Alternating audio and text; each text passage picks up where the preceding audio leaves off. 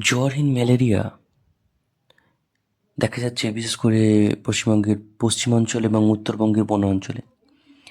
এবং সাধারণত ম্যালেরিয়ার ক্ষেত্রে যে উপসর্গ, যে প্রবল জ্বর বা কাঁপুনি, মাথা ব্যথা, এই তিনটি উপসর্গের কথাই সাধারণত দেখা যায়। কিন্তু এক্ষেত্রে ম্যালেরিয়া কিন্তু একটা অন্যরকম উপসর্গ নিয়ে দেখা দিচ্ছে। এবং এখানে উত্তরবঙ্গের একাধিক জেলা বা পশ্চিমাঞ্চলে প্রায় বিনা জ্বরে এবং কোনো রকম উপসর্গ ছাড়াই অসংখ্য মানুষের শরীরে মিলেছে ম্যালেরিয়ার জীবাণু। পশ্চিমাঞ্চলের ঝাড়গ্রাম, বাঁকুড়া, পুরুলিয়া এবং উত্তরবঙ্গের জলপাইগুড়ি, আলিপুরদুয়ার, ডুয়ার্সের বেশ কিছু জঙ্গলাকীর্ণ এলাকায় এই খবর কিন্তু মিলেছে।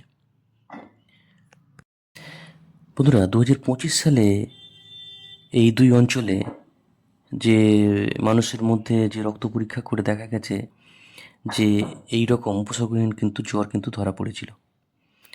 এবং সে সময় টেস্ট করে দেখা গেছে যে রক্ত পরীক্ষার মাধ্যমে ভাইভ্যাক্স এবং ফ্যালসিফেরাম যে ম্যালেরিয়ার জীবাণু কিন্তু এদের শরীরের মধ্যে মিলেছিল।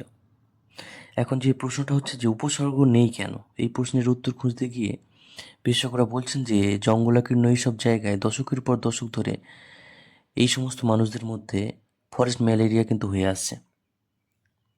এবং যেমন ঝাড়গ্রামের শেষ প্রান্তে গোপীবল্লভপুর থেকে শুরু করে কুলডিহা বা শিমলিপালের যে বনাঞ্চল, সেখানে ফরেস্ট ম্যালেরিয়া রীতিমতো কিন্তু খুবই কুখ্যাত।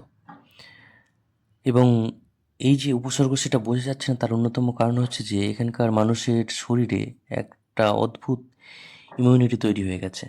তাই এইসব এলাকায় উপসর্গগুলো কিন্তু তেমনভাবে আর প্রকাশ পাচ্ছে না। তবে স্থানীয় প্রশাসন, বিশেষ করে স্বাস্থ্য দপ্তরের বিভিন্ন কর্মীরা এই সমস্ত জায়গাতে এই রোগটাকে চিহ্নিত করার প্রচেষ্টা চালাচ্ছেন। এবং এই যে ম্যালেরিয়া জ্বর চিহ্নিতকরণ করে উপযুক্ত ব্যবস্থা না নিলে সাধারণত এই যে জঙ্গল অঞ্চলটা হচ্ছে কিন্তু বাঙালিদের একটা ছুটির একটা ডেস্টিনেশন বলা যেতে পারে, ছুটি কাটানো ট্যুরিস্টদের ক্ষেত্রে। সুতরাং সেগুলো ট্যুরিস্টদের মধ্যেও ছড়িয়ে পড়তে পারে।